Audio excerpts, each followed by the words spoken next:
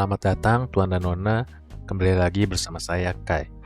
Di video kali ini aku ingin membahas mengenai polemik bahwa kitab-kitab suci saat ini yang kita pakai adalah kitab suci yang sudah disabotase. Sebelum membahas mengenai hal ini, aku disclaimer dulu, aku bukanlah seorang ahli kitab ataupun orang yang memiliki kualifikasi dan bahkan sertifikasi untuk dapat membuat sebuah pernyataan terutama mengenai kitab suci. Dan juga apa yang akan aku katakan dalam video ini tidak mewakili semua umat yang memeluk kepercayaan sebagai umat Kristiani, dan pembahasan video ini adalah murni pengalamanku dan pendapatku sendiri sebagai orang yang pernah bernazar untuk menjadi pendeta dan sempat mendedikasikan waktunya untuk mempelajari kitab suci untuk memenuhi nazar yang telah aku ucapkan. Jadi seluruh isi video ini adalah pernyataanku seorang dan tidak berafiliasi pada orang, instansi, atau kepercayaan tertentu dan murni dari diriku sendiri. Nah, di video kali ini aku nggak akan membahas yang berat-berat banget, toh aku pun bukan ahlinya yang hingga membahas sebuah kitab sampai ke naskah-naskah aslinya, baik dalam bahasa Ibrani atau sebagainya. Pembahasan kali ini akan kubuat sesederhana mungkin dan mungkin bisa menjawab juga request seorang penonton yang bertanya mengenai apakah kekristenan dapat berjalan bersama dengan spiritualitas. Dan mohon maaf sekali, karena latar belakang saya Kristen, kitab suci yang akan saya bahas akan lebih ke Alkitab atau kitab suci agama Kristen. Tapi saya harap yang saya sampaikan di sini dapat menjadi contoh juga bagi kepercayaan-kepercayaan lain mengenai bagaimana seharusnya kita memahami dan menerima informasi dari berbagai sumber. Nah, untuk membahas mengenai hal ini, aku akan membahas sebuah kisah kecil mengenai kepercayaan yang aku pegang, baik dari sebelum dan setelah aku beribadah di gerejaku yang sekarang ini, yang sudah aku tempati selama 15 tahun terakhir. Dahulu, aku selalu bingung dalam memutuskan apapun dalam kehidupanku dan berpikir bahwa segala sesuatu itu sebenarnya udah ditentukan oleh Tuhan. Tuhan tahu kita mestinya milih apa supaya hasilnya baik buat kita. Kepercayaan tersebut sebenarnya tidak salah. Itu benar, Tuhan tahu apa yang terbaik untuk kita. Tapi kadang hal ini jadi salah. Saat apapun yang kita lakukan, kita jadi nyuruh Tuhan untuk menentukan buat kita. Ayat yang kerap kali digunakan dalam hal ini adalah Mazmur 37 ayat 23. Bukan berarti ayat ini disabotase ya. Tolong didengarkan terlebih dahulu. Nah, ayat ini bunyinya, Tuhan menetapkan langkah-langkah orang yang hidupnya berkenan kepadanya. Ayat ini sudah sangat terkenal sekali bahkan di lagu-lagu yang sudah sangat umum dinyanyikan. Pastinya kalian para umat Kristen juga tahu lagunya kan? Tuhan menetapkan langkah-langkah orang yang hidupnya berkenan kepadanya.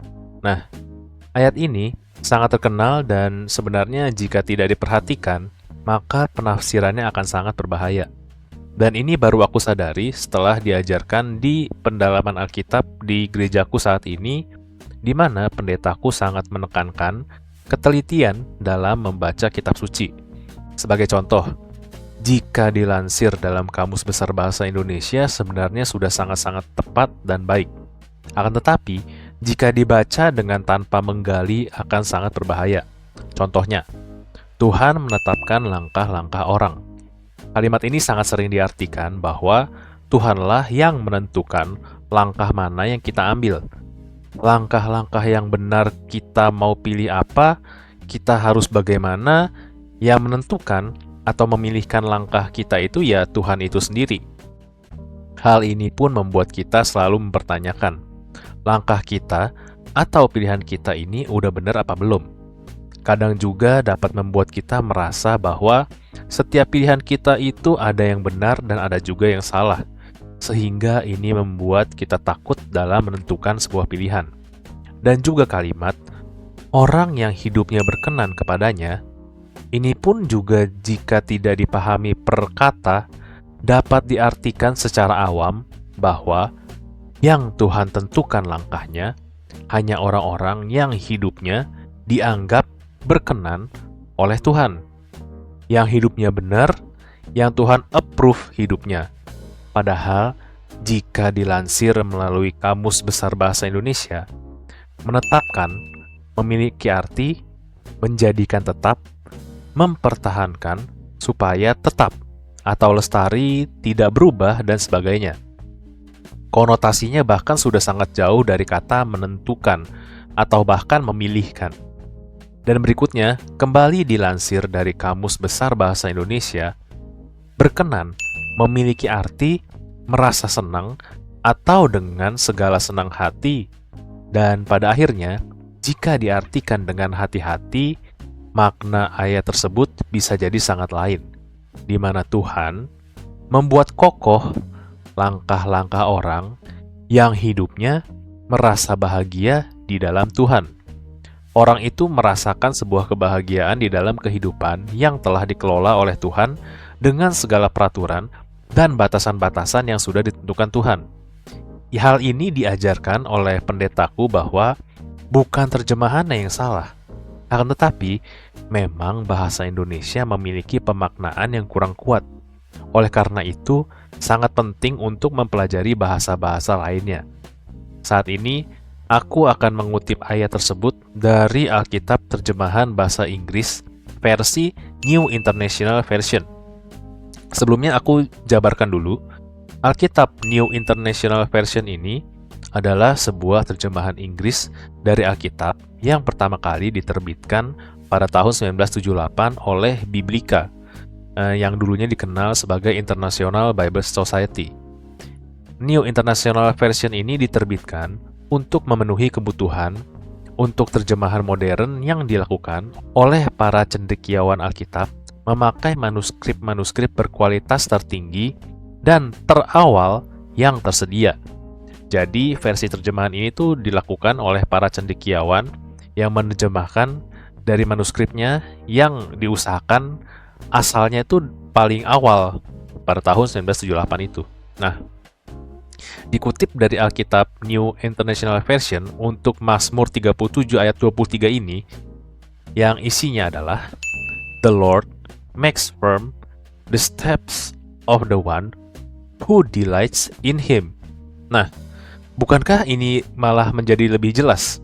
Terjemahan bahasa Indonesia sebenarnya terbukti tidak salah jika kita menafsirkan dengan Kamus Besar Bahasa Indonesia. Akan tetapi, kekuatan bahasanya sangat sulit dipahami jika tidak didalami makna setiap katanya. Kita baca ulang. The Lord makes firm. Di sini udah jelas banget ya, membuat kokoh. Sebenarnya kata yang dipakai sudah tepat, yaitu kan menetapkan tadi ya, membuat menjadi tetap, menjadi tidak berubah kan.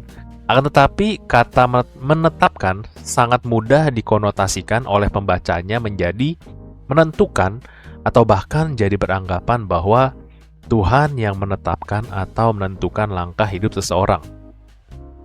Kemudian kita lanjut, the steps of the one who delights in him.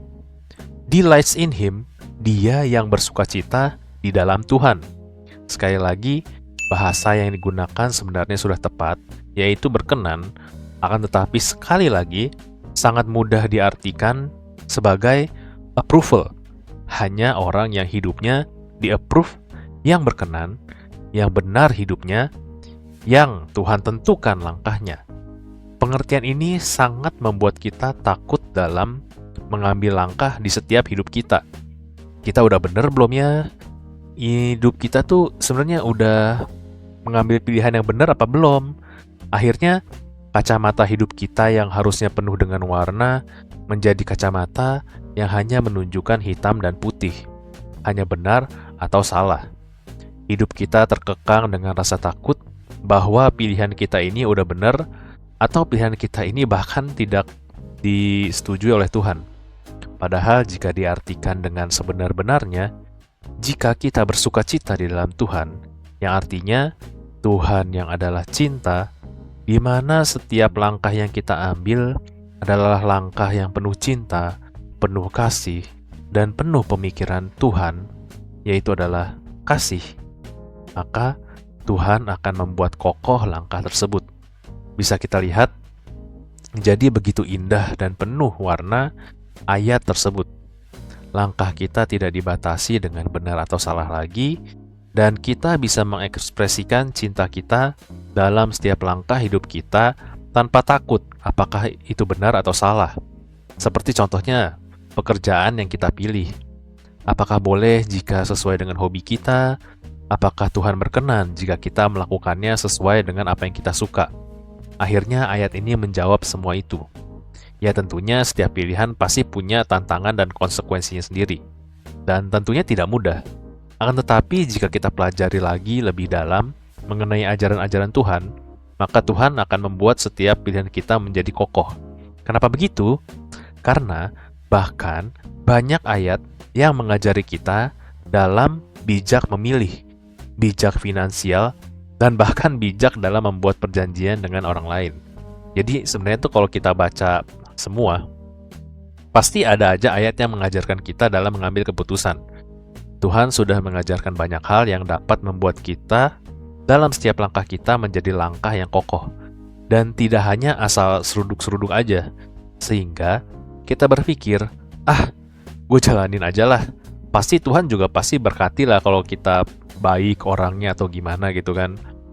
Alhasil saat kita gagal nanti malah kita nyalahin Tuhan. Oleh karena itu, akan sangat baik jika kita belajar lebih dalam mengenai apa saja yang Tuhan ajarkan. Sebagai contoh, topik yang paling viral adalah mengenai perpuluhan. Sebenarnya jika ditelaah dengan baik, Alkitab bahkan mengajarkan kita untuk bijak finansial. Nah, ayat yang sering digunakan dalam perpuluhan ini yaitu Imamat 27 ayat 30. Sekali lagi aku tekankan ya, aku bukan orang yang profesional dalam hal ini, bukan juga orang yang tersertifikasi dan terkualifikasi.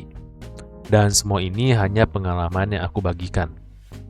Nah, ayat tersebut berisi segala persembahan persepuluhan dari tanah, baik dari hasil benih di tanah maupun dari buah pohon-pohonan, adalah milik Tuhan. Itulah persembahan kudus bagi Tuhan. Di sini banyak sekali yang mengartikan bahwa 1/10 dari hasil tanah tersebut adalah untuk Tuhan. Dan banyak yang mengartikan bahwa 1/10 gaji kita lah, 1/10 dari hasil usaha kita yang kita hasilkan haruslah dijadikan untuk Tuhan. Dan jika kita tidak memberikan perpuluhan, Tuhan tidak akan memberkati kita. Nah, dulu sebelum bergereja di tempat yang sekarang, aku pun percaya dengan hal ini. Bahkan saat aku kuliah ada teman yang nanya, ini gue mesti kasih perpuluhan gak ya dari hasil gue kerja sampingan? Tapi kalau gue kasih hasil perpuluhan, dengan tugas skripsi yang banyak ini, gue nanti gak bisa makan. Dan gue dengan sangat bangganya, dengan pemahamannya yang masih cetek, gue bilang gini, lu emang gak percaya sama kuasa Tuhan? Pasti Tuhan berkati kalau lu kasih perpuluhannya kan? Akhirnya dia kasih perpuluhan, dan akhirnya dia nggak ada makanan buat bulan itu. Sampai akhirnya dia pulang dari kosannya buat nyari makan di rumah orang tuanya. Wah, gila sih emang kalau misalnya suatu ayat langsung kita telan aja. Nah, apakah ayat ini salah? Nggak juga. Apakah ayat ini disabotase? Ya, nggak juga ya. Hanya saja, aku baru disadarkan saat aku beribadah di tempatku yang sekarang, di mana pendetaku menjelaskan bahwa yang disebutkan di ayat ini saja yang kita berikan adalah hasil benihnya dan juga buah-buah dari pohon yang kita tanam. Bukan pohonnya, bukan juga tanahnya, dan bukan juga benihnya. Dan buah itu adalah sesuatu yang dapat kita nikmati, atau bahkan kita konsumsi untuk diri kita sendiri. Bukan sesuatu yang kita pakai untuk merawat benih, atau bahkan pohon tersebut. Maksud pendetaku adalah, justru yang kita berikan adalah 1/10 dari apa yang harusnya bisa kita nikmati.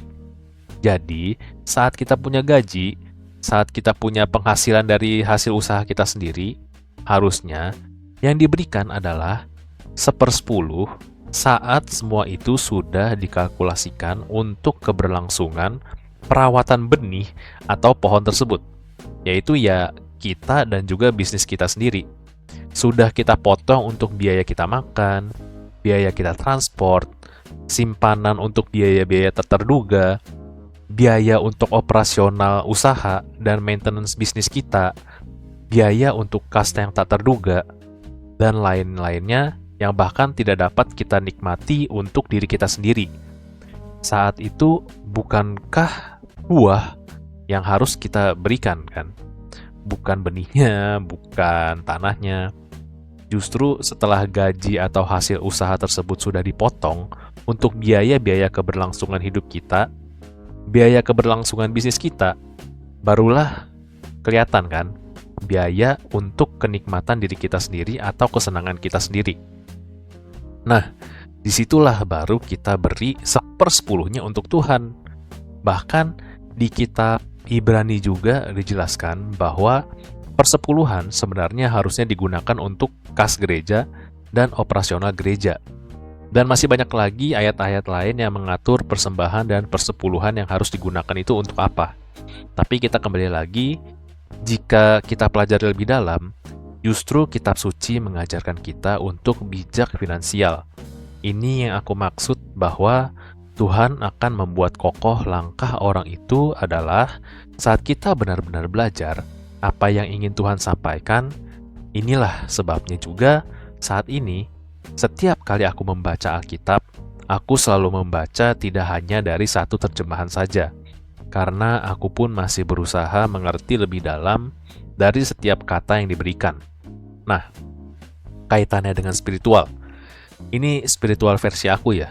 Aku tidak bicara mengenai spiritual yang mungkin dipercayai oleh orang lain, tapi versiku sendiri adalah di mana spiritual itu adalah hubungan kita dengan Tuhan. Usaha kita untuk lebih mengerti mengenai siapa Tuhan itu sendiri, mengerti kehendak Tuhan itu sendiri, dan mengerti ajarannya, dan mengerti hubungan kita dan Tuhan itu sebenarnya apa. Dan juga ketersadaran kita mengenai diri kita sendiri dan juga Tuhan. Kesadaran bahwa kita sebenarnya tidak jauh atau bahkan terpisah dari Tuhan. Dan jika dipertanyakan apakah kekristenan dapat berjalan dengan spiritualitas, kalau buatku sendiri, aku rasa sangat bisa.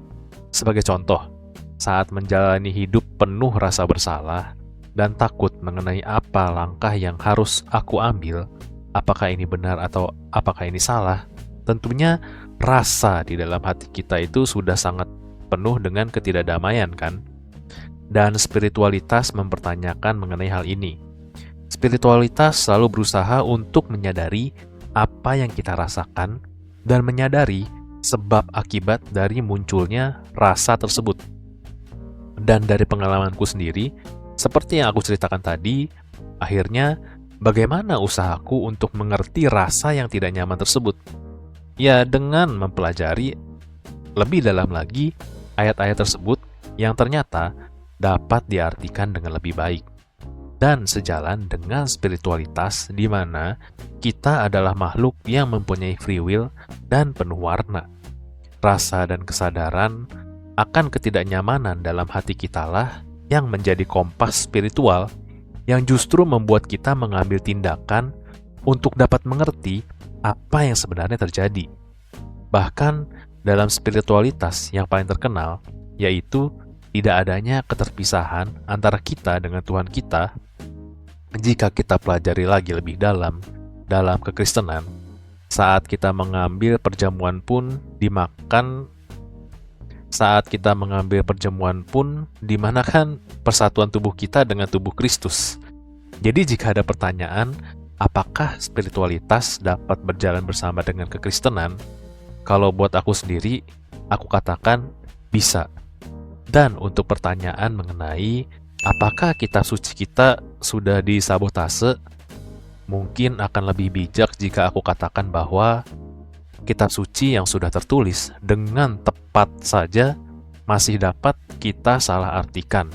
Atau bahkan yang sudah ada saat ini saja bisa disabotase lagi oleh oknum-oknum yang ingin memanfaatkan sebuah kepercayaan. Oleh karena itu, saat kita membaca dan mempercayai sesuatu, usahakanlah tetap teliti memaknai setiap kata, dan teliti dalam meneliti hati kita sendiri saat menjalani apa yang kita percayai tersebut. Dan jangan lupa juga berdoa kepada Tuhan untuk meminta bimbingannya agar dapat lebih mengerti apa yang ingin Tuhan sampaikan dari kitab suci ini. Dan juga apa yang kita alami di hidup kita. Aku spill dikit cara personalku dalam membaca kitab suci dan dalam menerima informasi, baik dari kitab suci, dari orang lain, atau bahkan hasil penelitian orang lain dan juga pendapat-pendapat dari channel-channel indigo-indigo yang pernah aku bahas di video-video sebelumnya. Aku selalu memegang 3 prinsip. Tidak harus diikutin juga ya, dan juga ini pun bukan sebuah kebenaran. Hanya saja sebuah prinsip pribadi bahwa Tuhan itu maha adil, Tuhan itu maha kuasa, Dia bisa melakukan segalanya yang bahkan di luar nalar kita, dan yang terakhir, Tuhan itu maha kasih. Dia itu maha baik, maha kasih, dan setiap tindakannya penuh dengan kasih. Jadi, setiap informasi yang aku terima, apapun itu, aku selalu kembali ke 3 prinsip tersebut. Apakah informasi yang aku terima ini menunjukkan bahwa Tuhan itu maha adil? Apakah informasi yang aku terima ini menunjukkan bahwa Tuhan itu maha kuasa? Dan yang terakhir, dan yang paling utama, apakah informasi yang aku terima ini menunjukkan bahwa Tuhan itu maha kasih dan penyayang? Dan jika informasi yang aku dapat merupakan sebuah ilmu pengetahuan yang bahkan belum dapat aku uji sendiri, maka aku cukup menerimanya terlebih dahulu dan menganggapnya sebagai referensi bacaan saja tanpa dipercayai atau ditentang sepenuhnya. Jadi, yang aku ingin tekankan adalah apapun yang kalian dengar, apapun yang kalian alami saat ini, dan apapun yang kalian percayai saat ini, seluruh hidupku adalah buktinya bahwa Tuhan itu maha adil, Tuhan itu maha kuasa, dan Tuhan itu maha kasih. Terima kasih Tuan dan Nona sudah menonton sampai sejauh ini. Semoga setelah menonton video ini, langkah dan hati kalian menjadi sedikit lebih ringan dan sedikit cahaya kembali dalam gelapnya hari Anda. Saya Sastakura Kai, terima kasih.